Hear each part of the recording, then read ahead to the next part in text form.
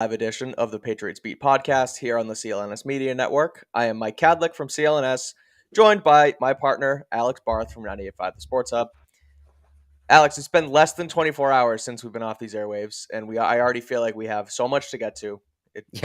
You've said it a million times. It really is an off-season show here, and I'm excited. Patriots are headed to Vegas tomorrow. Alex Barth will be alongside them to coach the Shrine Bowl. They announced their rosters today. They announced their coaches today. They announced the rosters last week. So we're going to break down both of them. Before we get into the Shrine Bowl, though, I want to just put a bow on Bill O'Brien a little bit for now. Sure. He's obviously going to be out there coaching, but I've talked about, and I want to get your opinion on this. I've talked about on the show, and I've talked about over text with you and things like that, just how I've been down this Bill O'Brien rabbit hole on YouTube, finding clips of him. I talked about it last week with the way he was scheming up plays for DeAndre Hopkins, and I talked about it last night when he did his whole Haas wide juke scheme up, and just how I didn't think Patricia would be doing that, etc. So I've been down this rabbit hole. He keeps popping up on my YouTube, and so I come across another one, and I love the teapot. I think Bill O'Brien is going to be outstanding, and I'm loving it. And so I come across this clip today on YouTube, and I tweeted it if you want to check out the full quote, but it's Bill O'Brien talking about what he wants in a quarterback. And he always tells these coaches in these teach tape videos, like, look, you just need to find your identity and what works for your team. He's not necessarily teaching his identity, but he's saying you need to find something and stick to it. So O'Brien talks about his have-tos in a quarterback. And this is what he says he needs in his quarterback for his scheme to work. And he says his quarterbacks have to be three things. They have to be able to throw the ball accurately. They have to be able to make good decisions. And they have to be intelligent with a great football IQ. And he added to Mac that. Jones.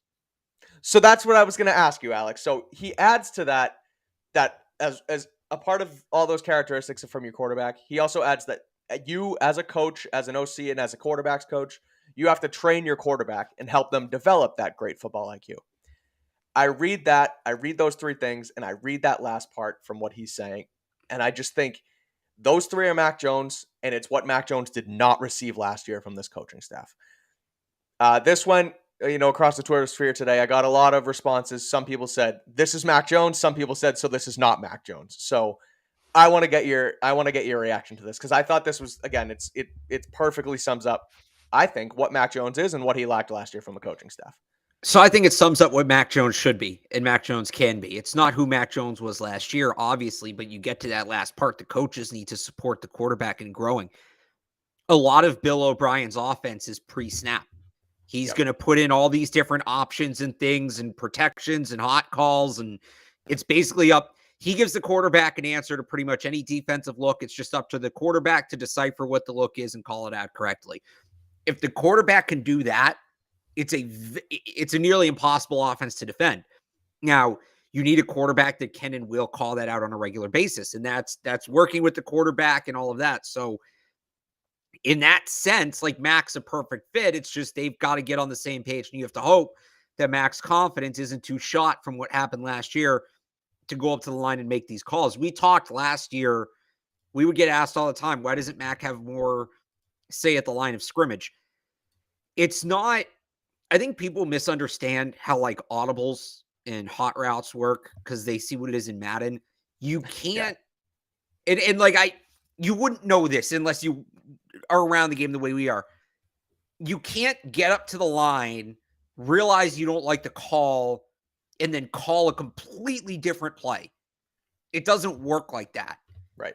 Like, as much as people think the play calls are the secret, if you go through an entire play call at the line of scrimmage, you're going to sound like Belichick right now with the Patricia thing, and you're going to say the play call doesn't matter. It's only the execution. No. I'm not saying that. I'm saying, and Mike, you played quarterbacks. Like, you can probably back me up on this. If you were to go up to the line as a quarterback and say, I don't like this play, I'm calling a completely different play, and you actually went through vocalizing the play call out loud, the defense is probably going to pick up, like, there's going to be enough information in there in a full play call for the defense to know what's coming. Am I right? Yep. Like, you can't go 100%. Up there and you can't go up there and go from, trips left, Haas wide, juke, X, whatever. And I'm just making stuff up here to, like, sure. certain words just universally mean certain things. And there's a reason you huddle up and you do it quietly. There's a Right. reason that when teams go hurry up, it's usually hand signals and multiple plays are called ahead of time in the huddle. So, everybody knows play 1, 2, 3, 4, and 5. You're just, again, this Right. is sort And of an at that point, oversimplification. but at that But, point, all you're really going to end up changing is protection and maybe a hot route or two. So right. those are hand signals in the moment, but you can't just go up and change the whole play. Right. Correct. So, what an audible and a hot route really is, you see quarterbacks do this all the time, right? They go to the helmet, alert, alert, alert. We see Mac do that a lot. Tap on the side of the helmet, call out alert. What that is, there were 2 plays called in the huddle. The alert means we're not running the first play, we're running the second play. You get to the line, if you don't like and normally one's a run, one's a pass. Sometimes it can be 2 of each, it depends on the situation. Um it Hot routes are kind of the same thing. Like, certain plays are coupled with certain options, certain audibles. You, like, when the quarterback calls hot, there's an assignment that comes with that. He's not just telling the receiver, hey, run a hot route, and then, like, because again, what's he gonna do? Say slant? The Yeah, defense right. knows what that is. The code words, like, at a certain point, it's going to be deciphered. So what Bill O'Brien's to bring it back to Bill O'Brien, what he does maybe the best, maybe his best trait, is installing as many of these go-tos as possible pre-snap. The quarterback has so much available to him pre-snap to adjust when he breaks the huddle and gets to the line, compared to maybe some other offenses. And this was something at the same time that Matt Patricia's, I don't want to say had none of, but had none of. Okay. Right. Like, so this is, to me, where you maximize Mac Jones. He came in as that guy that can read the defense, that can make all these adjustments, this very cerebral quarterback. Now you're going to put him in a very cerebral offense that if he makes the right read before the snap, there's a very, very high chance the play is going to be successful, because it's all just quick release and stuff like that. Right. So to go back to your point, and like Bill O'Brien's checklist, that's why his checklist looks like that, because he designs an offense around it. And Mac Jones is a guy who, that's everything he's supposed to do well. And he did well in 2021. Didn't do it well last year, but to what extent did he have it available to do? Right. Now, here we go. He's a coach. How many times I said this, Mike? Maximize the skill set. Find a system that maximizes the skill set. Bill O'Brien's offense is made to maximize Mac Jones' skill set. I'm with you. It makes sense. You bring this guy in. He thinks that these are the 3 things you need to have. It doesn't mention a strong arm. It doesn't mention the ability to break the pocket and run 50 yards downfield for a first down. It doesn't mention hurdling guys like one Josh Allen up in Buffalo. Right.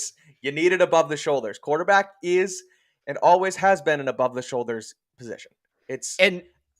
So now the next part becomes, you need other players who can fit this system. And I think they do have some guys in place who can do it, but because kind of what I'm saying, all right, so why wouldn't every team just run that? It sounds easy enough. And why are these other teams running the right? So, like, to get to your point, now you've got to find, this is why, like, a guy like Julian Edelman works so well, because he was here under O'Brien. Like, he was drafted in the O'Brien era. McDaniels had left. He was a quarterback in college. Like, he gets this, right? That's why Jacoby Myers is good at what he does. That's why Travis Kelce's good at what he does in Kansas City. They know how to dictate. They know how to read coverage and get open for their guys. But specifically in this offense, you're looking for guys around him, and it's on the offensive line too. And they don't have to have been a quarterback, but there's a premium on football IQ. And this is where guys like David Andrews come in. This is where guys like Michael Onwenu come in. A guy like Kendrick Bourne, who I think we sleep on how well he understands what he's looking at from a defense. And of course, Mac Jones. Yep. It should be good, Alex. They're getting right after it. And as a transition into their coaching staff, where they are now, yesterday it's reported that they hired Bill O'Brien. The Patriots don't actually put out a release. Yesterday? Was that actually yesterday, or was it 2 days ago? It was yesterday morning. It has been a long couple of days. Yeah. Wow. Yeah. Wow. Just yesterday morning. Wow. Did Monday even, because it feels like a Thursday to me. Yeah, it's because we're on the show. But it's really Wednesday. No, but it's felt like a Thursday all day. So what happened Monday? Monday was a holiday. No, it wasn't. Last Monday was a holiday.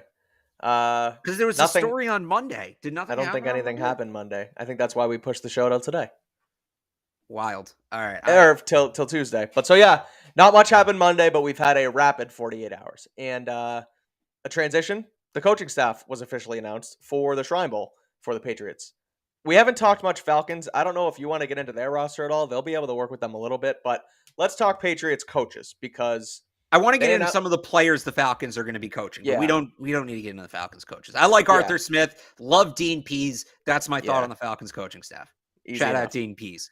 So for Patriots coach Dean Pease, right? Yeah. He might have been here with O'Brien, actually. That might have been, I forget what years he was here. That might have been the after OC-BC Crennel. I combo. think it was after Crennel before Patricia. He was okay. He overlapped 1 year with O'Brien took over. He did overlap with Patricia, not as coordinators, but he came in 04 and Patricia came in 06 and Pease left in 09. So okay, little overlap there. Anyway. Yep. So anyway, Patriots coaching staff. It was announced today, and there are 3 coaches in a supervisory role. They are Bill Belichick, Gerard Mayo, and Bill O'Brien. So the East West Shrine Bowl actually announced that Bill O'Brien's a part of the staff before the actual Patriots team did, which the Patriots have not. We should still be putting reported on all of this. Technically we should, but he's going to be out there. He's headed to Vegas tomorrow. The rest of the offensive coaching staff. Well, Troy Brown's going to be the head coach. I found that interesting.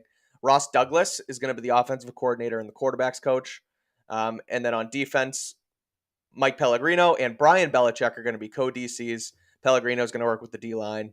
Brian Belichick's going to work with the linebackers. So we'll get into the positional coaches a little bit too, but having said that, Brian Belichick is usually a safeties coach, and he's working with the backers.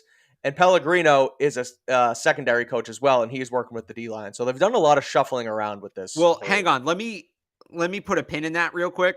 Yeah. So originally we thought that Steve Belichick wasn't going because there was a report that he's expecting to have a kid, and then it comes out it was an oversight from the Shrine Bowl. So take a look there at all of it, and this goes into the support coaches as well. That second tier, the bottom of the what did Felger call it today? Like the mafia family chart or whatever. The mob, the looks like the whatever. Yeah, I forget the term he used. It was Me great. too. Because it does sort of look like that. But they look like mugshots. Yeah. So Steve's not on there. Right. Bill's on there as a D. Brian is on there as a DC and linebackers coach. Now, Steve is a DC and linebackers coach. Brian is a safeties coach. And if you look, Mike, there is a cornerbacks coach. I believe it's Vangelo Bentley is listed as the cornerbacks coach. There is no safeties coach. So I don't know this. It's not a report. I'm just putting 2 and 2 together. Reading the tea leaves. Where Brian Belichick is on that chart should be Steve. And then they forgot to put Brian on the second slide because they already had him checked off on the first slide. That is my guess. I'm not reporting anything. I don't know. But, and I'm sure we'll get a clarification from them. But there's no safeties coach. And the guy who usually is the safeties coach is listed in the position of the guy who was left off. So the only thing I'll say that might go against that is the fact that there is this mass shuffling of positional assignments. Everything's scrambled. Okay. Like Evan Rothstein's with the running backs, Sunseri's with the wide receivers. He's usually with the backs. And unless there's a trickle down from all of their mistakes, and Sunseri's actually supposed to be with the running backs, and they just screwed everything else up, who knows? But Steve and Brian Belichick will be out there. It was an oversight. I put it out there this morning that I thought it was interesting that Belichick wasn't there, or Steve Belichick wasn't there. It turns out he will be there. So he's honestly the one guy of the 4 guys who aren't there. He's the one that I really don't care that he's there or not. I don't think there's anything reading into it. The other 3 are the interesting ones. Yeah. So Joe Judge, Matt Patricia, and Nick Caley will not be making the trip out there. What are your thoughts? All right, let's do Caley first because he's kind of the easier one. Yep. This might have been as much he said no as to them as they said you're not going because he interviewed for that Jets OC job. Yep. What happens if he goes to this and then while he's there, the Jets call him for a second interview? So to me, he's serious about potentially not being here next year on his end. Sure. As for Patricia and Judge, that's coming from the Patriots because it would be very easy. What's the term they use again? The supervisory role. It would be very easy to put one of them in a supervisory role, right? That's kind of been the prevailing thought, at least with Patricia, is he's going back upstairs. Yep. He's going back up in a guy that's upstairs, you put in that supervisory role. Now, I should say this doesn't mean he's not making the trip, because it's not like they list the scouting department on there. Right. So it will be very interesting to see if he shows up.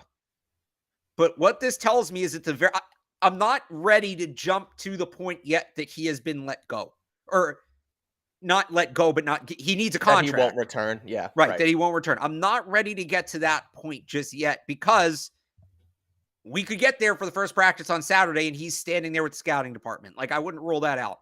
That would be a fun tweet to monitor. What this does, I'll have it for you if it will. happens. One way or the other, I'll tell you guys. But what this does tell me is he's not a part of the coaching staff. Correct.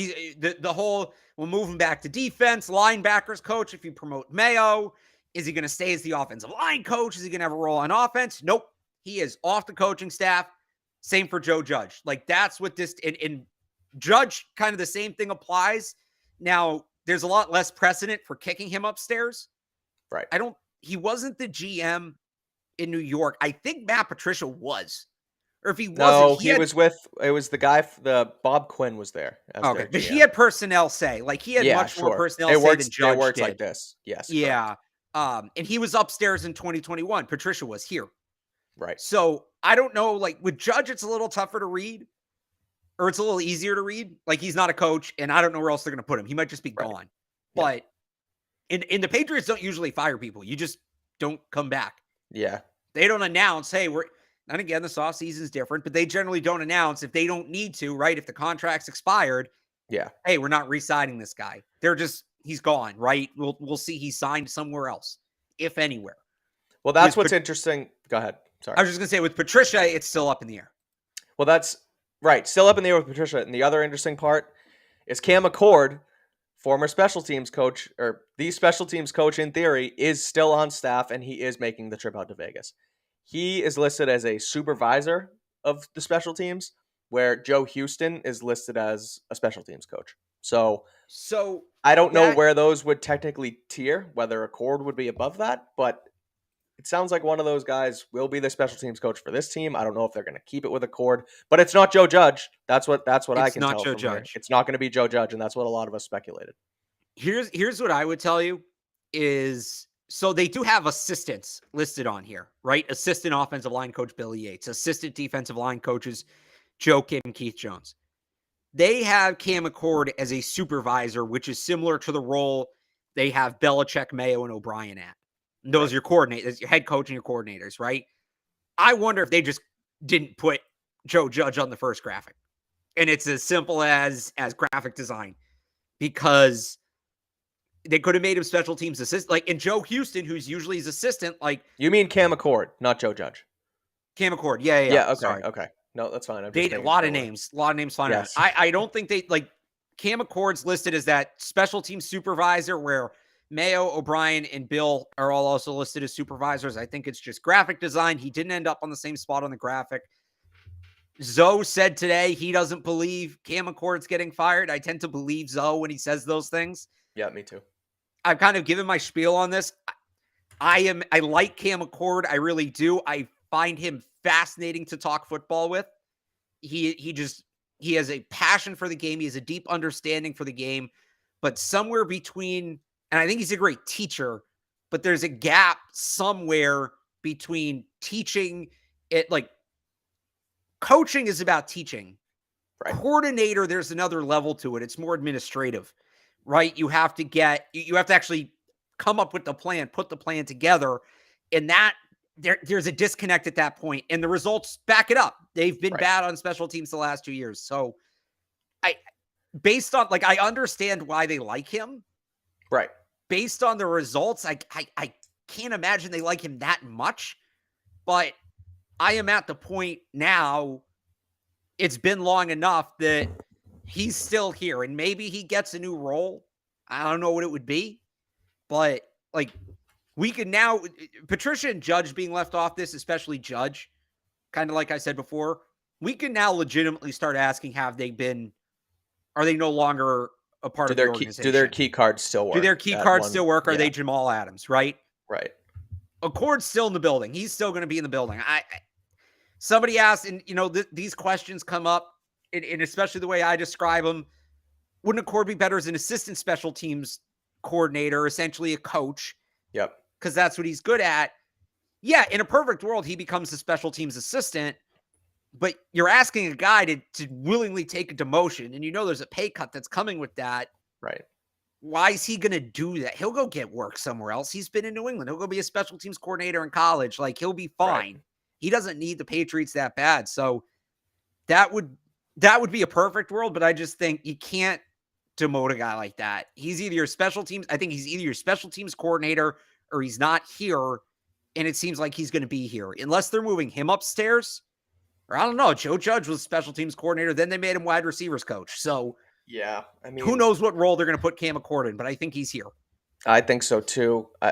Again, the perfect scenario seemed like it would be put Judge back where he belongs and let Accord either, like you said, be an assistant or let him, go elsewhere and find work. But it seems now like Joe Judge really did overstay his welcome here, and he didn't do the right thing on offense with the quarterbacks room, and it showed. And they basically want him and Patricia to just disappear. They're probably not going to say anything about it. You're going to ask Belichick about it in the offseason. He's going to say their contract's expired, and that's probably all that's going to happen because they don't want to get into it. They don't want to admit they're wrong. So we'll see what happens. But again, that's your coaching staff.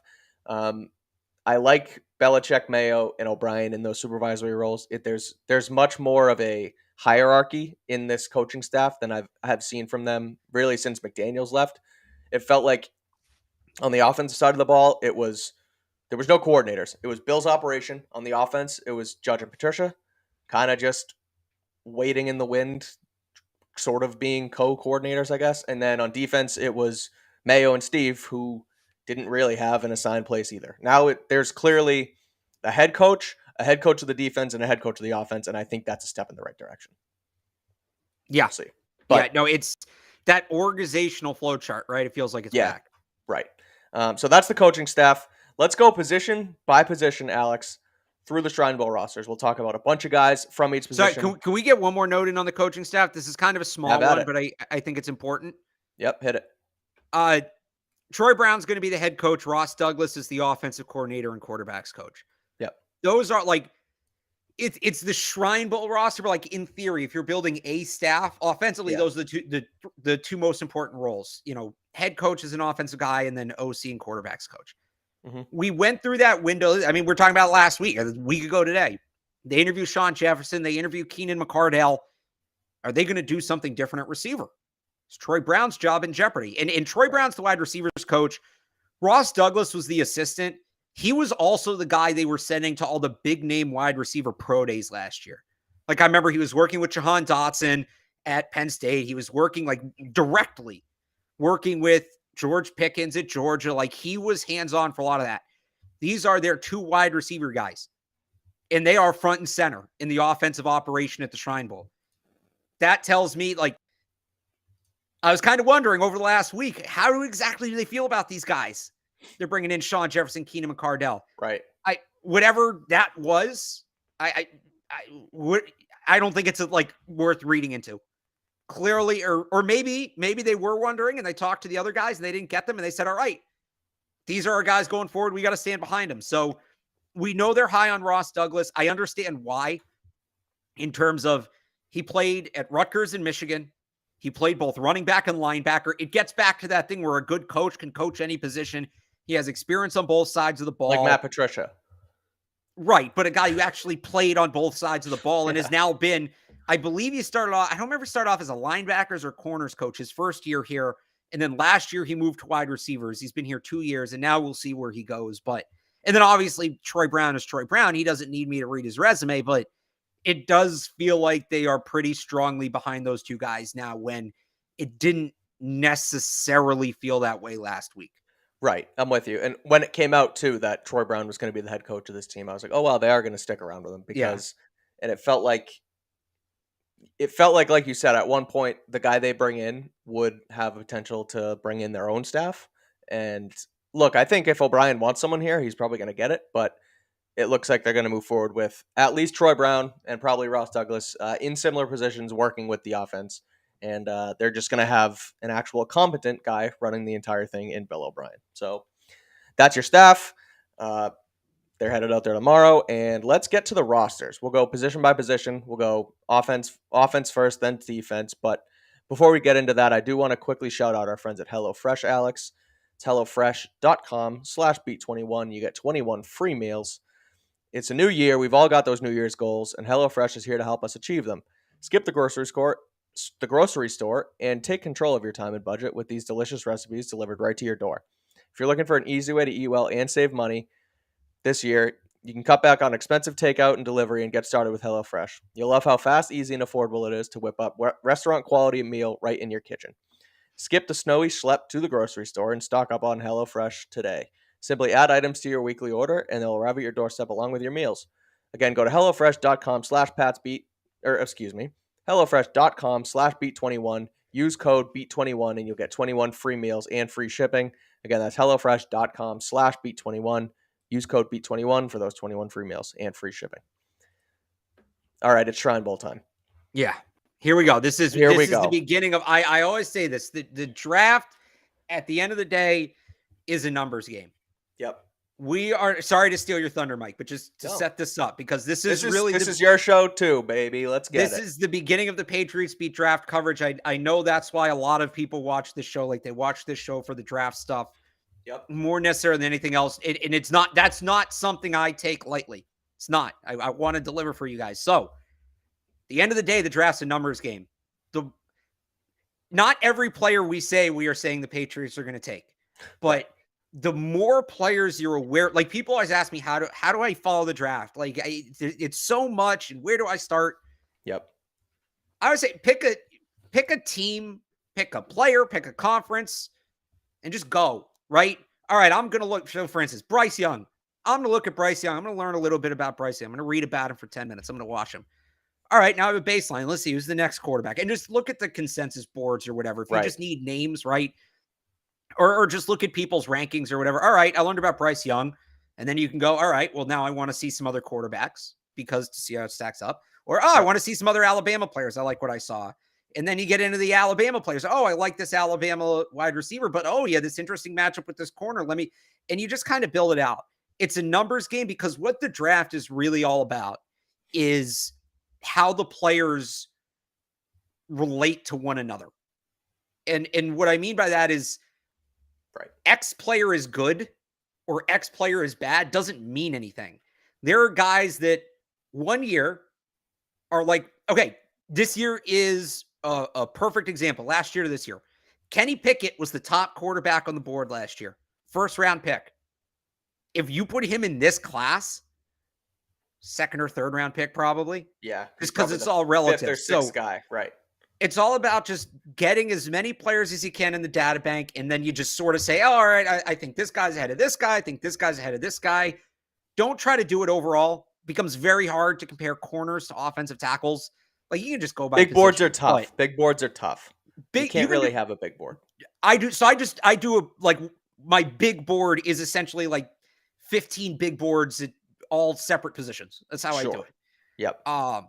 But so when we do this, like, I don't want to say we're just throwing names against the wall, but this is sort of we're diving right in. Let's just start familiarizing ourselves with these prospects. I know a lot of people who watch this show already know, maybe are familiar with the top 50. We've talked about some of these guys before, but this is really in what we're going to start tonight and do over the next few months is basically just how many of these guys can we familiarize ourselves with? And then when we know, once we get a good base, it becomes, well, all right, they can get this guy in the second, but there's this other guy in the second who they can't get a comparable player, but the first player, maybe they can get a comparable player in like the fourth or fifth. That's what this whole thing is. That's how I feel like we don't explain the process enough. And then people hear us throw out 200 names and think, well, these guys don't know anything. They're just saying the Patriots will draft every player. That's not what we're doing. We'll do our mock drafts. Those are more narrowed down. But right now, we're just trying to familiarize everybody with the board. All right. Sorry. Exactly. Mike, no, I'm with it. It's a good refresher for me, too. I've been watching this show before interning at CLNS. Now I'm here. I'm in the host chair. First draft season. Let's get it. It's how Let's I've do it. handled drafts too. I've been a big NFL fan for forever. I've been Yeah. following the draft since I was, middle school, high school. So that's what it's all about. You gotta recognize names, give yourself a quick scouting report, know a few attributes about a guy and sort of how he relates to the next guy. And again, it's not easy. You gotta retain a lot of information about these guys. But once you start putting, faces to names and some film and know what they're all about, that's all. That's the game here. So Yeah. let's do it. Let's talk quarterbacks. So Patriots in Vegas will be working with Dorian Thompson Robinson. He's a quarterback out of UCLA, and they're Yeah. also going to be working with Tommy DeVito, quarterback from Syracuse. Yeah. Uh, on the other side, there's also Tanner Morgan from Minnesota, Aiden O'Connell from Purdue, and Tim DeMorit from Fordham. That's a guy I've never heard of. So that's how we sort of go. That's how we're Yeah. going to go about these things. But let's start with the Patriots. DTR from UCLA. He worked under Chip Kelly again at UCLA. He's been there for I think he was a fifth-year senior this year. He started I think Yes. 5 years for the Bears, or the Bruins. So an experienced guy. Again, I don't know how much he relates to necessarily coming to the Patriots, but you never know if they throw a flyer on him. I don't think he's projected to go to be drafted right now. I think he's more of an undrafted project kind of guy. So, I mean, he's a decent prospect, right? I think he's shown leadership. He has experience out there. So, what do you think of DTR? Yeah. So of these five, like the East guys, we don't need to do a ton on quarterbacks because I don't think they're going to be super Right. into that this year. The East guy, Aiden O'Connell is like Brian Lewerke-ish. Yeah. They need a camp arm. Right. Um, in terms of their guy, Tommy DeVito doesn't do it for me, whatever. DTR, even before I saw they were going to be coaching him, as a guy, like the one quarterback I look at this year and I think I could see him here. He played for Chip Kelly. We know Bill Right. likes Chip Kelly. He's has that experience, right? A 5-year starter. He brings some athleticism. We've seen them target. He's projected to go undrafted. We've Mm-hmm. seen them go after guys that fit a similar profile the last couple of years, whether it was Jamar Smith, the COVID year, whether it was Danny Etling going back to whatever that was, 18, a guy who had started multiple years, brought a level of athleticism, to Eric King last year, and now he's Yep. more of a quarterback wide receiver hybrid, but another guy who was experienced, who played in a system they like. Bring the guy in, valuable practice squad guy, scout team guy Right. with that athleticism, gives you something else at the quarterback position. You have him in the building, maybe you develop him. He's the one guy, like when we do our, when I always get at who are the UDFAs, people have to ask me, who are the Yeah. UDFAs? I don't know because I don't know who's getting drafted and who's not. Sometimes it can be tough. DTR is a guy that they almost always sign one UDFA quarterback. Yeah. And we'll see what happens with Brian Hoyer, right? If he's gone, they want 4 arms in camp, at least 3, ideally 4. So if it comes down to that UDFA pool, I think Dorian Thompson Robinson makes as much sense as anybody for them once they get to that point. I wouldn't pick him. I wouldn't draft him. Right. No, they But won't. I could see him as a UDFA, and they'll get a good look at him this week too. So they'll really get a good idea of what he's about. That's what I was just going to say. That's why this Shrine Bowl is huge for them, because they don't go in completely blind into those UDFA guys. They literally get a week with a guy like DTR to see how he acts, see how he Right. watches film, and is he there early, is he there late. Like, I know it's the Shrine Bowl, but it's an interview for these coaches, so that's an interesting one, I think, from the quarterback room. Yeah. Moving on to running backs. The guy that I look at is Mo Ibrahim Yep. from Yep. Minnesota. He's first on my list for running Yeah, backs. me too. He's older, which is tough. I think he's like 24, and running backs But they go, like go, older go. guys. But I they've agree. had some of the older draft classes the last couple of years, and they like guys who have a lot of production. Yeah, I was just gonna say he has Yeah. 3,000-yard seasons up there at Minnesota. Third in the I rem- nation last year in rushing, 1,600 yeah, yards, right. 20 So touchdowns. a bruiser. He's only 5'10", but he runs hard.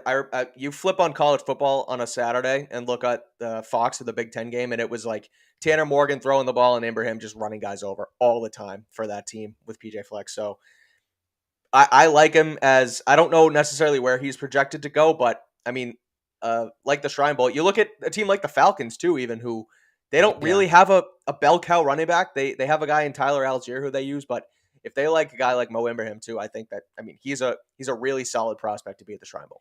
He's currently you're probably talking like 4th, 5th round, Yeah. early, middle of day 3, which they'll use a pick on a running back there. They took Ramondre there. They took People don't pick running backs high. Pierre That's not Strong there. necessarily low for a running back. Like running No, backs that's don't go as high. Right. for that guy. That's about right. And by the way, Yeah.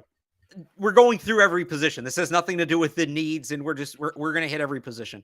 Yeah. So Correct. I had is it Ibrahim or Ibrahim? Ibrahim, I think. Ibrahim. So I had yeah. him. Man, if he takes off, he becomes good. Ibrahim. That's going to be a thing. Look at Barth. So I had Like him. the kids. The other guy on the West team I like, and this one's a little interesting. I was actually surprised to see his name on the list. And Mike, this is a guy I think you're going to be pretty familiar with. Is Travis Dye from USC. Yep. And he is, if the Patriots want another true third down back, and I know we kind of painted Pierre Strong into that role last year. He has the skill set to do it, certainly, but he's never done it. He didn't do it in college. Their offense didn't run that way. Right. Travis Dye might have been the best pass blocking running back in the nation this year. He's up there. Great receiver, has a good route tree for a running back, runs good routes. Now, the reason his name being on here is interesting to me is he had a knee injury in late November that they never told us what it was. Not Lane Kiffin. Lincoln Riley. Thank you. Never told us. All he said was it was season ending, but not career impacting. So he's projected to go late day 3, undrafted. That might shoot up. If he gets to this game and he goes to the combine and teams check out his knee and it turns out it's no big deal, like he should be on skill set. He's definitely a draftable player. Right.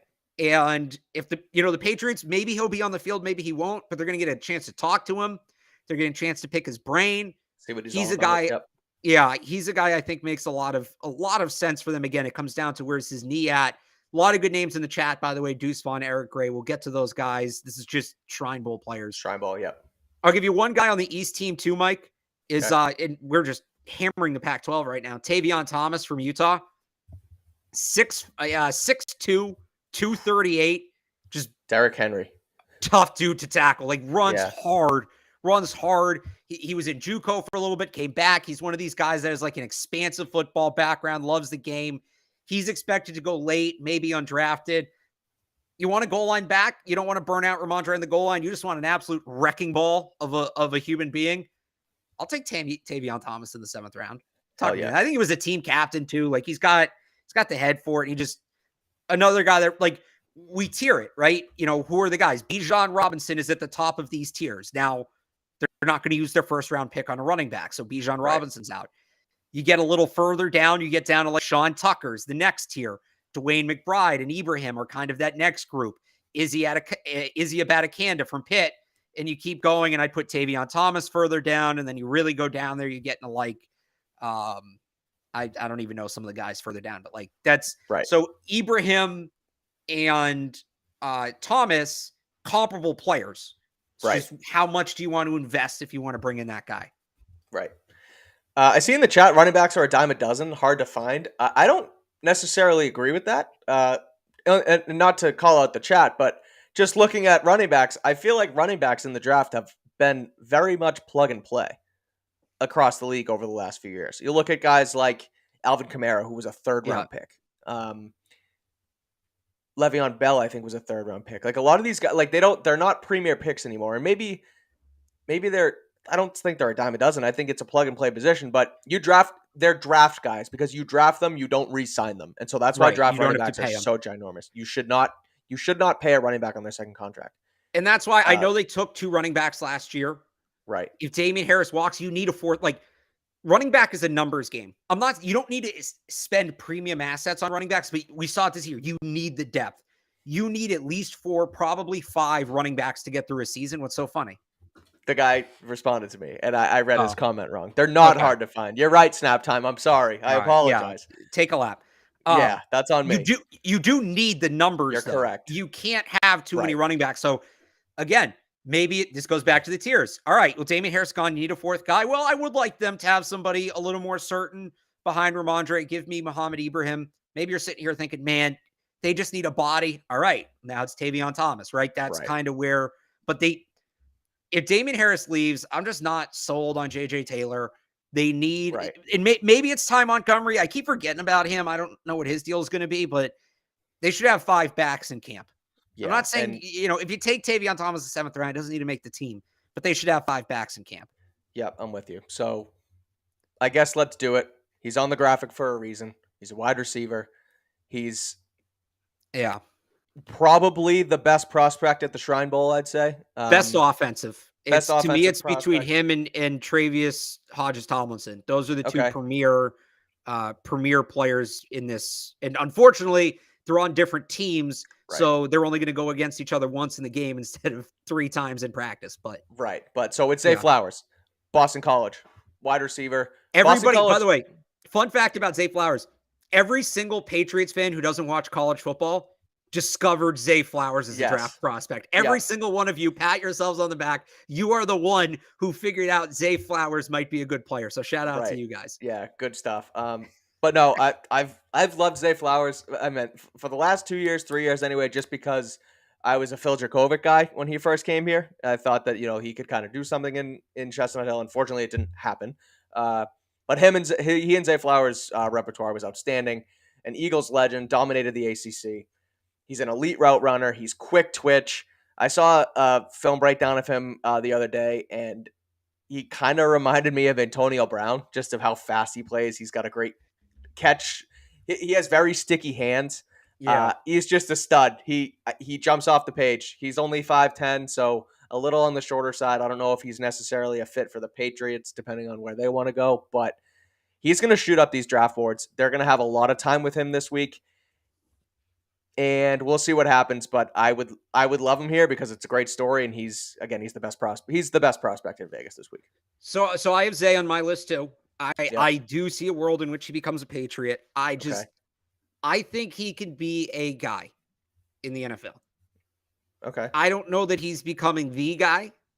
And when I say that, I mean Jamar Chase. Like, I think people have this idea that, like, Zay Flowers is this Jamar Chase, Tyreek Hill, Deebo Samuel level, like, type equivalent where you're getting a true number 1 on day 1 in the 2nd round.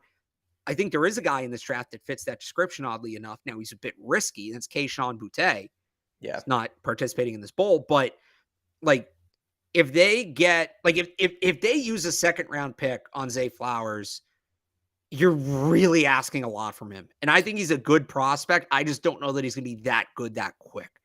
Whereas, so, like, this is what it comes down to. I talked about this with Evan today. Mm-hmm. Would you rather, because you're going to, I think 14 is going to be too high, because it is. If you're taking that player at 14, here we go with the tiers. Zay Flowers, the 2nd level of that player. I'm putting Jordan Addison ahead of him, right? Right. If you're picking at 14, at that point, you're taking Jordan Addison. You're not going to take Zay Flowers. Jordan Addison's a better player. Right. You get to 46. Maybe you might even have to trade up in the 2nd round. You might have to Christian Barmore it. But here's my question. The 46th pick. Would you rather use that pick to take Zay Flowers or trade for Jerry Jeudy? I heard you guys talking about this today, actually. And it's Jeudy. You gotta go Jeudy. Yeah. Because the Patriots, and I don't know if you said it, but it's just where my head goes. They haven't developed these guys, and you've seen it. It's a copycat league. These guys go out and trade for your AJ Browns, your Tyreek Hills, your Stephon Diggs. You go get the proven guy instead of draft the guy. It makes too much sense. You should get Jeudy. Now, look, I still think Zay Flowers can be good. And you need a quick slot receiver in Bill O'Brien's offense. That is the most important thing. Edelman, Welker, right? Yep. He can fit that. I just don't know that he's that guy that's dictating coverage. Now, if you somehow went out and got Mike Evans, right, and you can add Zay Flowers to him, now we're cooking with gas. Now we're cooking with gas, baby. Like, now, here we go. So he this is a Senior Bowl guy, but so to keep going down the tiers, right? So Zay Flowers and Josh Downs kind of in this category too. I'm looking more like, can they go get Rakim Jarrett from Maryland? Can they go get Tank Dell from Houston? Where I think you're going to get similar production right away. And with Mac Jones entering his 3rd year, I think you need that. You need to kind of be focused on the now, whereas Zay Flowers is more of a 2 to 3 year projection. Again, I like the player. I do. But we're early in this process. maybe he comes out this week and just blows the doors off the place. I That's what deserve the I'm right thinking. to change my mind. Yeah. But if he does that, well, now are you talking about he's going at the end of the first round? And now do you Right. trade up from 46 or do you trade down from 14? And what are you doing about tackles? So he's just in a Yeah. really tricky spot. If he's good enough to justify the pick, or sorry, if they can pick him where they're picking, he's probably not a guy who's going to justify the pick. And if Right. he's good enough to justify the pick, they can't pick him there. It's like a weird dynamic. It's tough. I So, wrote about it this week yeah. on CLNS just with my 5 players to watch on offense. It's like he's in an awkward spot where he's fringe first round, second round. He's not quite the top of the receiver class, but the Patriots don't have a pick where he's slotted. So it's almost like you said, if they're going to trade up or trade back, it's like they're really dialing in on a guy where it's almost like it's not going to happen. It just doesn't feel like it's going to happen. So I'll give you a couple more receivers I like here. These guys Yeah. are a little later on. And so there's the two kinds of slot receivers, right? We talked about Zay Flowers, who's this quick, shifty slot receiver who's probably more the guy they need. Maybe they want to go big slot, though, Mike. And if they want to do that, again, we can tier it. You know, the top big slot in this class is Jackson Smith and Jigba. You're starting there. Then you're moving down some of the Tennessee guys. You're moving down through Xavier Hutchinson. I really like Jake Bobo for them. Yeah, me too. From Local UCLA. kid. Somebody beat me to it in chat. Local kid from Concord. There is a little Jacoby Myers in his game. He's not super explosive, but he gets open. He's a big guy, 6'5", 215. Yeah. He can use all of that. He's almost like a cross between Jacoby and LJ Humphrey.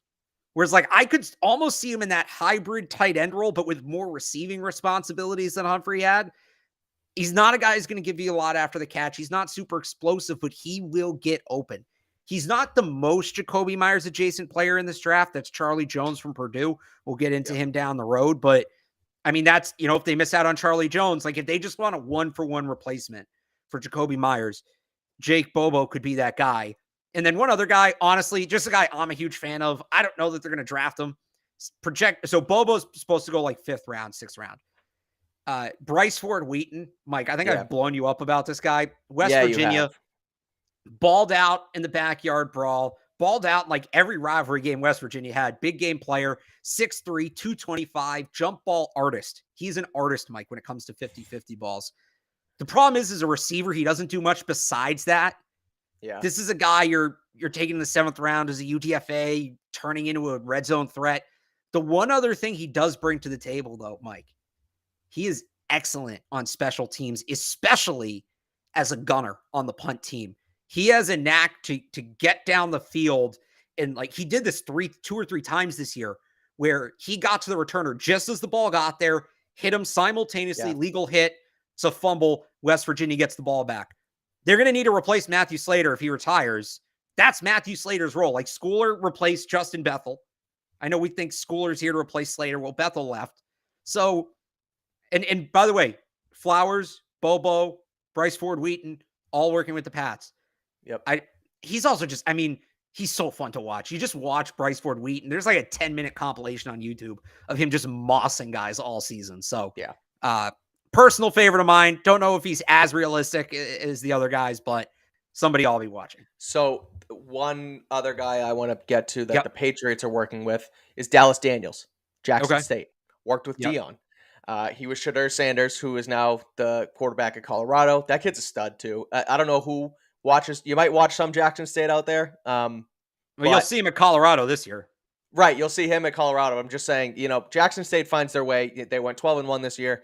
I think they lost their national championship. But Dallas Daniels, he's 6'2". He's 170-ish pounds. He was Jackson State's second leading receiver. And according to an SI, actually, draft profile, which, again, it's not official, but he ran a 4.3, which is pretty damn fast. So he could be a gadget guy. I just like the fact that he worked with Dion because I really like what Deion Sanders has done from a collegiate level, just as far as building programs, right? You look at, there's guys that just garner respect, like even Herm Edwards, and he's a Belichick guy, right? That's where N'Keal Harry came from. So don't think N'Keal Harry is Dallas Daniels, but I think with his size, his speed, And the fact that he learned from a high quality coach in Deion Sanders, I would be interested to see a Jackson State guy come here. And I think it's interesting that they'll be working with him out there too this week. Yeah. Yeah. Um, I'm not so as familiar with him. I'm going to like some of these guys I'm going to kind of learn on yeah, the fly this week. So I he's in that wasn't. category. I wasn't, frankly, until I saw Jackson State, and so I started to look into him because of the So Jackson State name. and Which that gets into if you want to follow the draft, like something as simple as that. That's a great. right, Oh, hey, this guy goes to school. I know their coach. Yeah, let yep, me, let me look at him more. And by the way, for the record, there's always whether it's the Senior Bowl or it's the Shrine Bowl.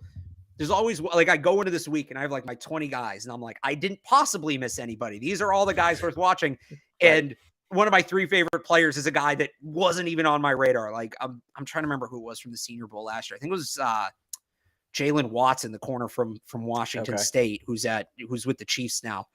Didn't have him on my radar going in, and then he had a great week, and I was like, oh no, Jalen Watson's the guy. Like, so there'll be whether it's what was it, DJ Dallas, right? Is his name? Dallas Daniels. Dallas Daniels. Who's DJ Dallas? DJ Dallas. He's a running back for the Seahawks. Is Okay. DJ Dallas. There'll Daniels. be. I guarantee you, there will be one guy that his name won't even be said tonight, and I'll come back on the next show and be like, yeah, no, he's the guy. He was the best guy there. We missed him. So let's continue on. Let's get to fullbacks and tight ends. But before we do, I just want to talk about Rocket Money. RocketMoney.com/PatsBeat. Go check it out in the lower third down there. You probably don't know how much your subscriptions really cost, Alex.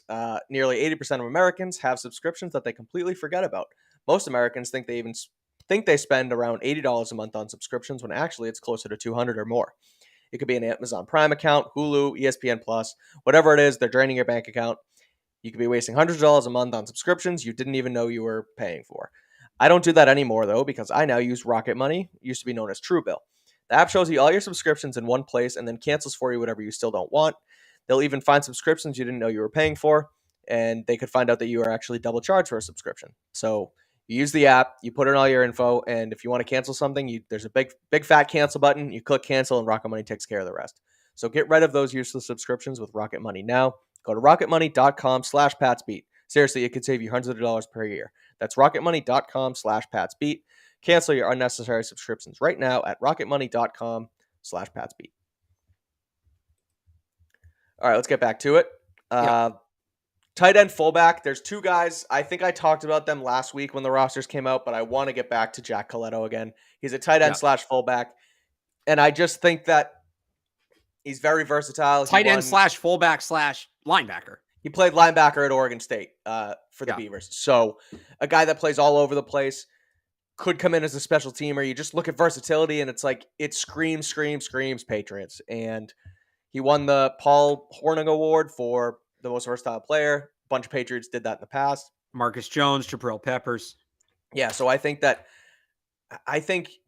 it's almost like the way they assign these rosters when the things come in. It's like, oh, we need to give this guy to Bill Belichick because he's going to love him. He's going to know how to use him. So I'm excited to see what they do with him this week. Well, okay, so they did get him, but they didn't get Derek Parrish. That's fair. The same thing. But there's another guy who I want to talk about on the defense the Pats do have, but continue on. Okay. So yeah, I like Coletto, linebacker, fullback. Now, O'Brien's offense doesn't use a fullback. It hasn't since he was with the Patriots. He didn't use a fullback in Houston. They use that move tight end. Jonnu Smith is essentially a fullback in Bill O'Brien's offense. So I'm not totally sold on the idea that they're going back to having a traditional fullback, but if you have a defensive end who you can use in a fullback in the fullback role when you need to go jumbo, might not suck. And like Coletto's projected to go late, right? Or later. Yeah. So you're not going to need to use a premium pick on him. The big thing for me at tight end is Hunter Henry, Jonnu Smith, their contracts are up soon. I don't think they need to spend super high on that guy. I know people want Michael Mayer, and yes, I pronounced his name wrong before. I apologize. I know people want Michael Mayer. Picking him as high as you have to pick him, you're not really improving the team in the way you need to improve it. Exactly. He's not a guy that's going to dictate coverage. He doesn't add a ton of speed to the offense. What they should look to do at tight end, early, middle of day 3, find a project player, let him redshirt for a year behind Jonnu Smith and Hunter Henry, and then next year, boom, he hits the ground running. That guy to me is Luke Schoonmaker from Michigan. 6'6", that was mine 250. He's going to be everybody's. He's a big kid from Michigan that's supposed to go in the 4th round. It's a no-brainer. Right. This is like Marcus Jones last year. We were all taking Marcus Jones with that 97th pick in our mock drafts. Yep. Whatever their first fourth round pick ends up being, which we don't know yet because of the comp picks. Everybody under the sun is going to have Luke Schoonmaker, 6'6", 250, capable receiver, improved as a blocker last year. Get him in the building, let him learn for a year, and let him loose. Like, I think that's the play. That's the obvious way to go. Yeah. The one other guy I have down is if you like I said before, O'Brien's probably not going to use that traditional fullback. It's going to be that move hybrid tight end. Right. And there's a guy at Princeton at Tennessee. His name is Princeton Fant. He's Noah Fant's cousin. He played that role in the Tennessee offense, that move tight end role. So if you've watched Jalen Hyatt, if you've watched Cedric Tillman, this is another guy to look for when you're watching the Tennessee offense. Now, I don't think he has the raw athleticism Jonnu Smith has, but he profiles as that kind of player. He's supposed to go undrafted. Another guy, again, if you remember, we talked about Connor Hayward a ton last year from Michigan State. Same thing. Take a flyer on him late. Jonnu Smith insurance, basically. Yeah, I'm with you. Again, I think it's Coletto for the versatility. Again, I don't know if they'll do it, but I like Schoonmaker too. I think he's a guy who helped J.J. McCarthy this year. He helped. Who was it? Who was Michigan's quarterback last year? It was J.J. McCarthy. No, 2 years ago. The other kid. I can't remember. They look the same. They look pretty much the same. He's in the USFL now. I can't remember. Well, anyway, he helped those guys get to 2 college football playoffs. He's a project, but I like him too. Let's do offensive line. I think the obvious. Just the Patriots are working with all 3 of those tight ends we named. Yes, correct. Going towards the offensive line, I think there's an obvious one in Jackson Kirkland, but the one that jumps out to me for some reason, and it's strictly because he didn't play in the NCAA, it's Theo Benedette. He's from the University of British Columbia. He's 6'7". Oh, baby. 6'7", 300 pounds. Are we talking some CIF football here? We are talking CIF football. Did he play in the Vernier Cup? Columbia. Did he play in the Vernier Cup? It's a good question. I'm not 100% Do you know what the Vernier Cup is? No. So let's let you talk about the Vernier Cup for. I mean, you can't figure out what it is from this context? I'm going to say it's the national championship for Canadian football. Yeah. Perfect. I don't know if he's a Vernier Cup champ, but he's 6'7". He's 6'7", 300 pounds. He's a true tackle. Theo Benedette. I wonder.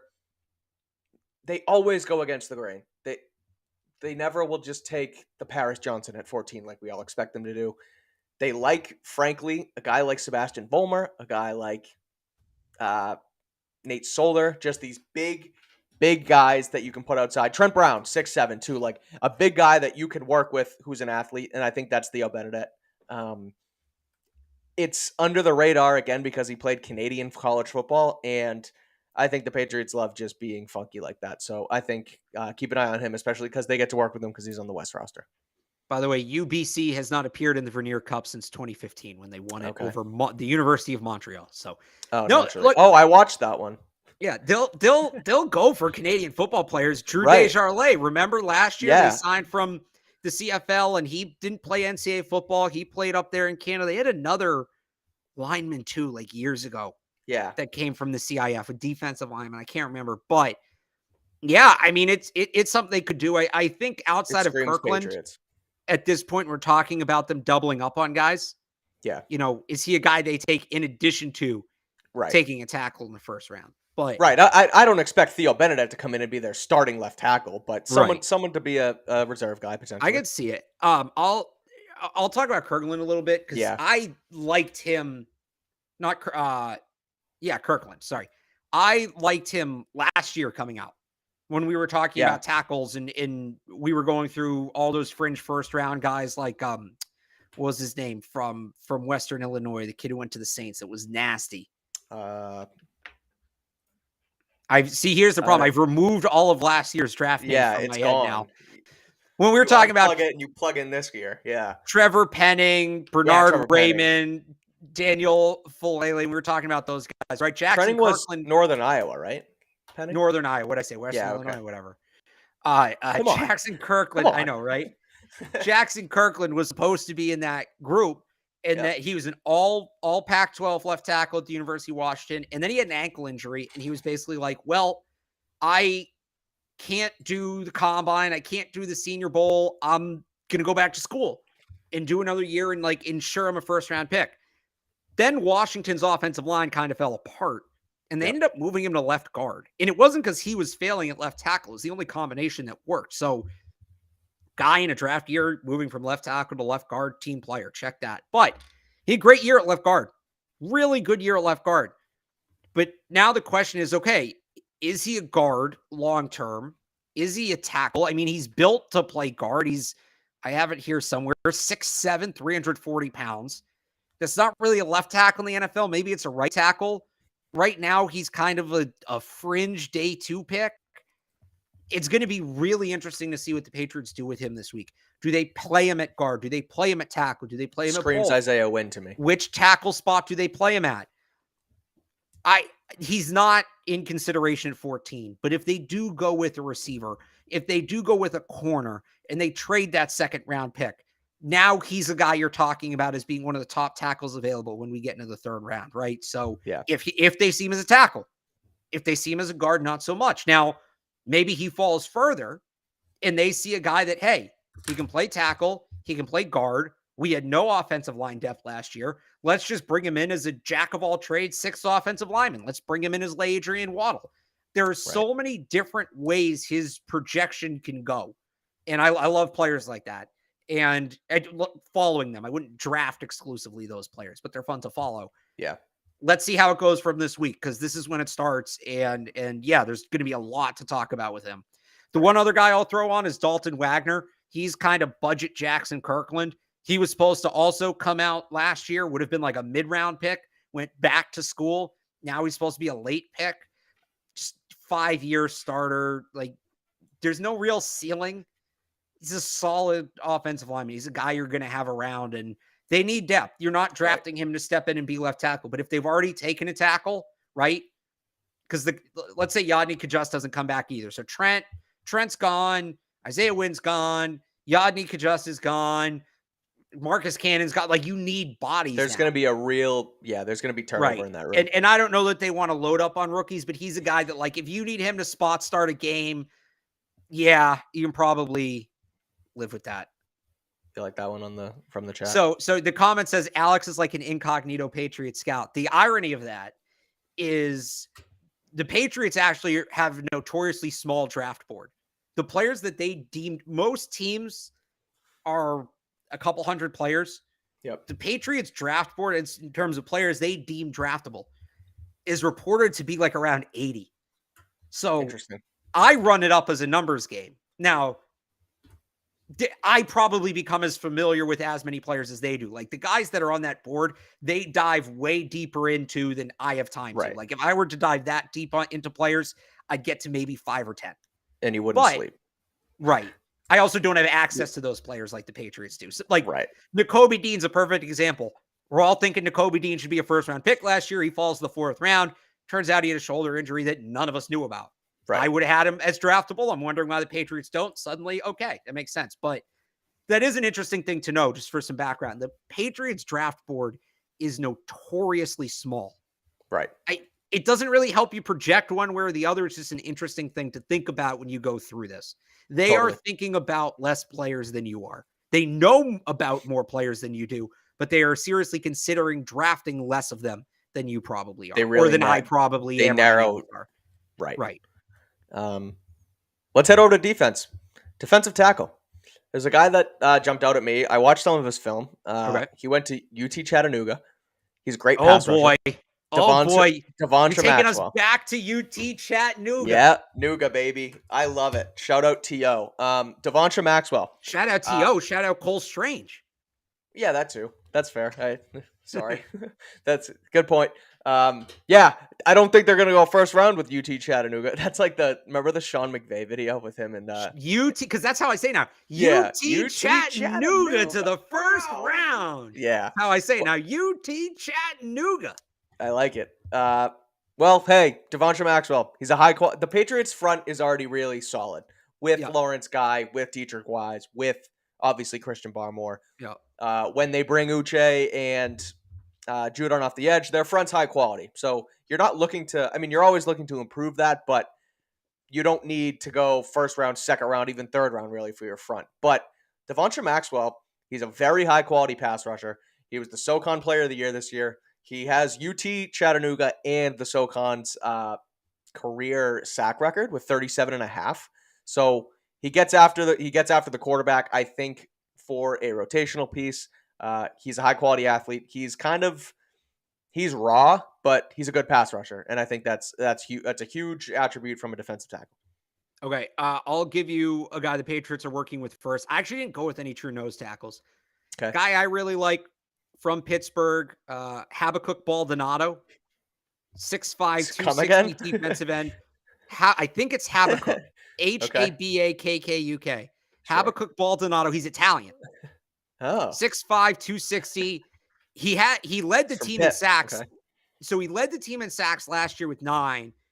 You have a guy who's approaching draft eligibility. Hey, I just had a great year as a pass rusher. Like, I'm going to double down on that. These are the guys that get paid. What did he do? At least from what it looks like externally, and I'll be asking him about this. He went into the lab and worked on his run defense. Okay. And like his sack number went down a little, but he became a much better run defender. He just started playing much more sound football. I watch him between the frame, between the play style, the motor.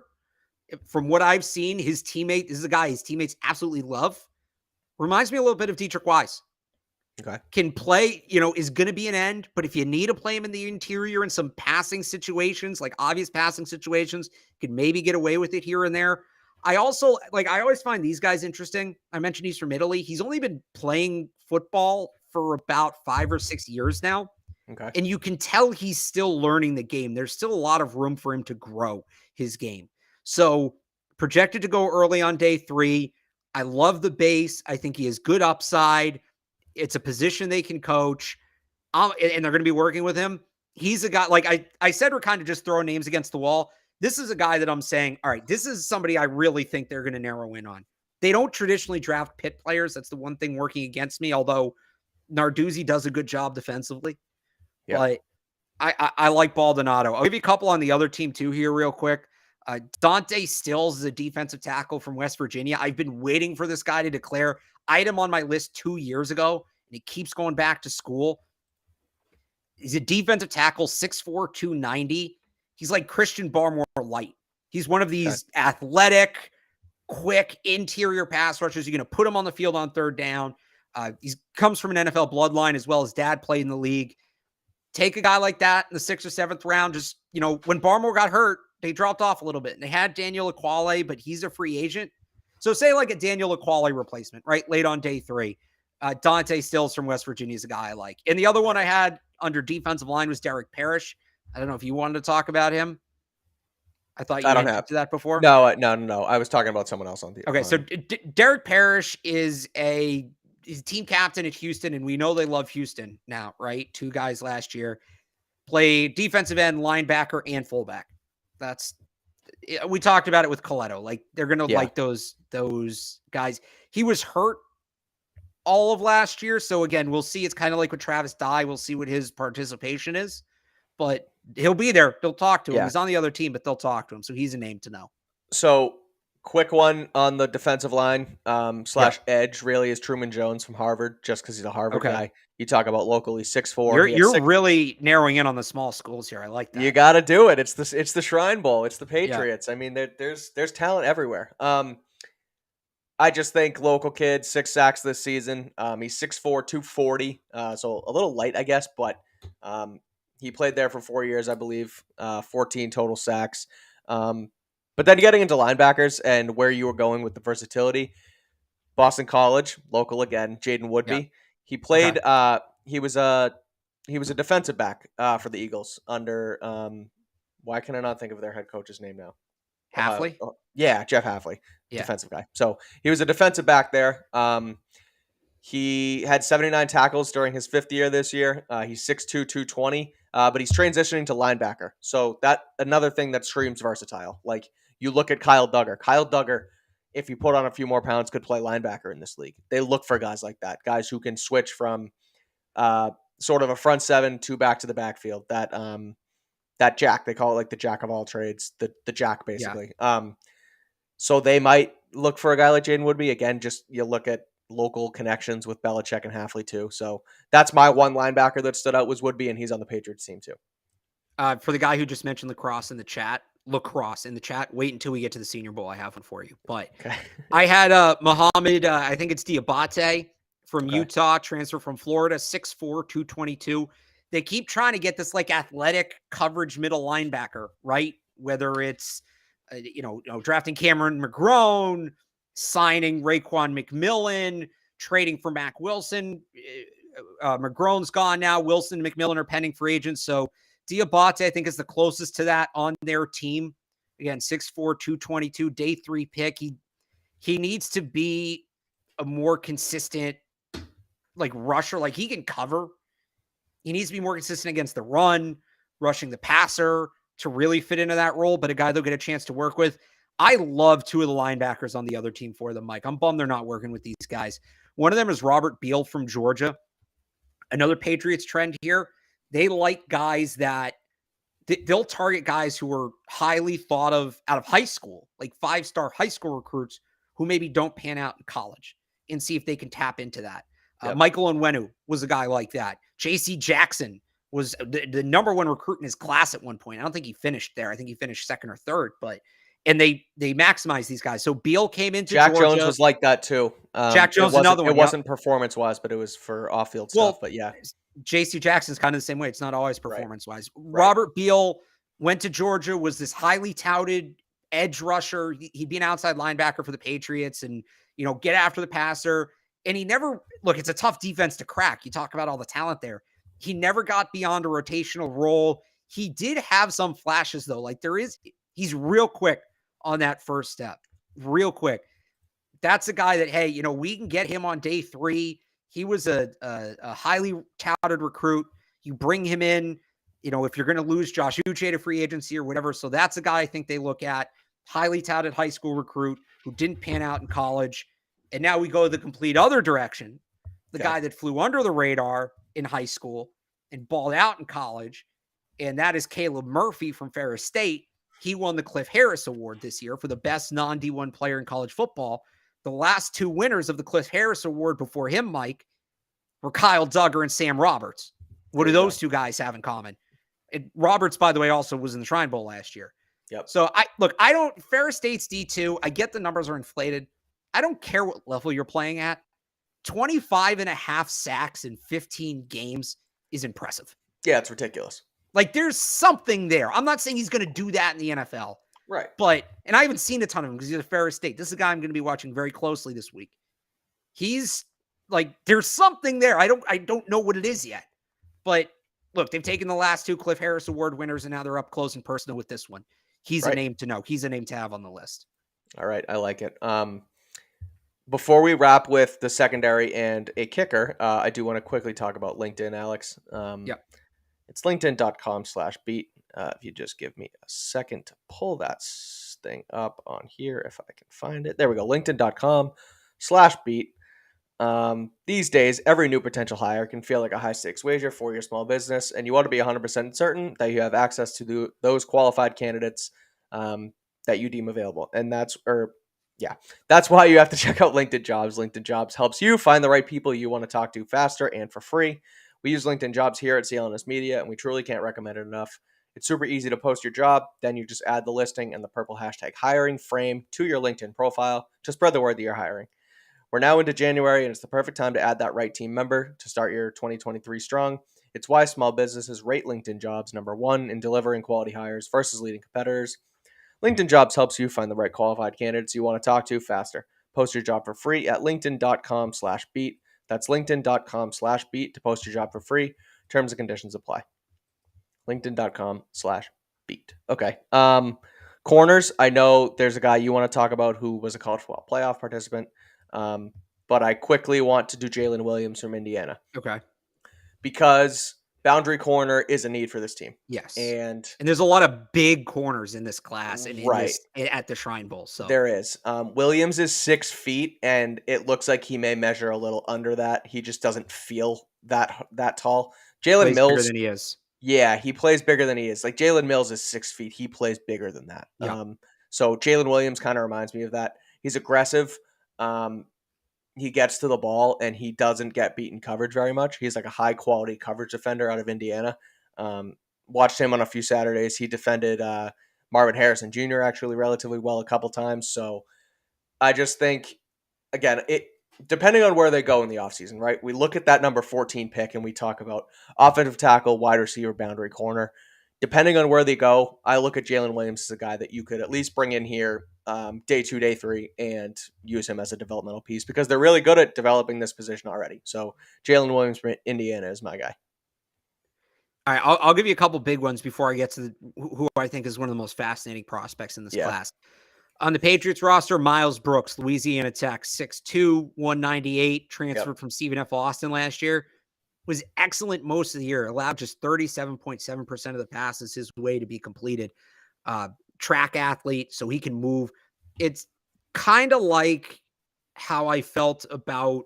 So, all right. Let me preface this by saying, like, Tyreek Woolen was on another level with this, but my and by the way, thanks to everybody who's giving me credit for identifying Tyreek Woolen. I appreciate it. My whole thing with Tyreek Woolen, and Evan hated this, because that's not how football works, but it kind of is in the modern era. Okay. If he's that big and that athletic, just get him in the building. Especially if you can get him in the 4th, 5th, 6th round, just get him in the building and figure it out from there. He clearly can do something right. So I look at a guy like Miles Brooks, who's projected to be a mid-day 3 pick. We're talking like 150 to 200, right? 6'2", 198, track star, impressive ball production in college. Just get him in the building, especially for a team that can coach up corners. Now, what's going to be interesting with him, so he comes from Louisiana Tech, which is a group of 5 school. He had 2 Power 5 games this year. Played very well against Missouri. Okay. And then he did struggle against Clemson. There were 5 of 10 targeting him for over 100 yards and a touchdown. I am going to be interested to see him against Flowers, against Bobo, against Bryce Ford, against these Power 5 receivers on the other side, and see how he holds up, especially Bobo, and like those bigger guys. Flowers is a mismatch for him. He's never going to cover that guy at the NFL level. But the how does he look against these X receivers? There's an equivalent player to me on the East team. That's Lance Boykin. Same thing. 6'3", 200, great motor, elite athlete, big, long arms. He's coming from Coastal, right?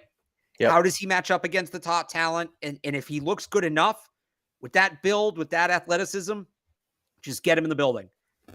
All right, now let's do Travius Hodges-Tomlinson. Yep. He is probably, you can talk about Keely Ringo all you want. You can talk about Joey Porter Jr. all you want. In terms of just technical ability, he is the most technically skilled corner in this draft. But he's a projected 4th round pick. Why? Because he's 5'8". And he's played exclusively on the boundary at TCU. Actually, he played a little safety. He didn't even play in the slot. He played safety or on the boundary. So, but it was like 680 of like 710 snaps on the boundary. If you draft him, you are either committing to playing a 6'8", a 5'8". I think I said 6'8" before. You're either committing. No, you said 5'8". I did. Yeah. You are committing to playing a 5'8" corner on the boundary, or you're having him learn a new position. Right. And in a league that's getting very big at wide receiver, 5'8" corner is a boundary corner is a little scary. Now, the Patriots specifically, are they going to look at the success they had with 5'10" Jonathan Jones on the boundary and 5'8" Marcus Jones on the boundary and say, oh, we can make this work? We're going to get a guy with 1st round talent in the 4th round, and we can work around his height. In a bubble, that's not necessarily a bad plan, but they have Marcus Jones, right? They already have that guy. Yeah. They might still have Jonathan Jones. They need the size of the position. If they go out and get a big corner elsewhere, maybe you can convince me of it. But I just look, if Tomlinson comes out and is just owning like 6'3" wide receivers this week, the evaluation changes massively. Right. But you can't, as talented as he is, and I think he's tremendously talented. He won the Thorpe Award this year as the top corner in the nation. You can't teach size.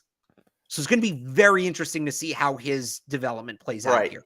You want to see how he can match up against these guys. And, you know, he did it. Right. He obviously, I don't want to even say he held his own in college. He was the best corner in the nation, and his team went to the college football playoff and the national championship. So, like, again, you're right. You can't teach size, but if you can play, you can play, and you can adjust and you can cover guys if you have hops, if you're technically sound, which he is. So that'll be interesting. And it's again, this is why I think I've said it 3 or 4 times today, but it's why these being a coaching staff at the Shrine Bowl is so important. You get Right. in front of these guys for 5-6 days and learn what their tendencies are. You get to literally put helmets on them and let them run routes against each other. And they're not going to hit this week, but you get to see how they play football. And that's The why I think, one-on-ones, I mean, it's like right. training camp. The one-on-ones are so valuable. Yeah. So valuable for this stuff. Yeah. So he's an interesting one. Do you have Yeah. any more corners before we head to safety? No, I have a couple safeties. I have two Okay. safeties. So my one safety, I think you have him too, but Trey Dean the third from Yeah. Florida. Yeah. I just think he's another guy who's raw. Like he's very raw, but he's an athlete. He's 6'3", 205, I think. So he's a little on the thinner side, but he's tall. And when you look at this team with, their safety room has been sort of their bread and butter and one of their Yeah. better rooms, but McCourty's probably gone. I don't really look at Josh Bledsoe as an asset. So Adrian Phillips is on the older side. So really you only have Kyle Duggar and maybe Phillips. So I think that you bring in a guy like Trey Dean the third, a little bit of familiarity with Florida. I know they've had some turnover, but I don't know. I think he's someone to keep an eye on. I'm sure you can go into a little bit more detail on him, but I think he's raw, but he's an athlete, and I think they'd like his tools. No, that's a pretty good summation. I like the versatility. He was mainly Yeah. a box safety, started playing corner, started playing some deep safety. I wonder if they draft him. Remember they had that package last year defensively when they went up against some of those bigger teams where they would put Kyle Duggar out as the boundary corner. Yeah. Like Trey Dean is built like a corner. He has some experience there. Isn't that the formation when Duggar had the pick six on Derek Carr when he was playing boundary corner? No, they were doing it against. Oh no, he jumped it. He jumped it. Okay. Yeah, they were doing it against the Bengals. Anyway, like as a hybrid, like boundary corner, deep safety kind of thing, I could see it. He can play in the box as well. It's tough because their biggest need for me at safety, I don't hate getting a box safety to add some depth, especially with Duggar in a contract here. Their biggest need is a true free safety, which is so hard to find. There is one guy, he's on the other team, he's on the East team, but a guy I'll be watching, Jervarius Owens, shocker from Houston.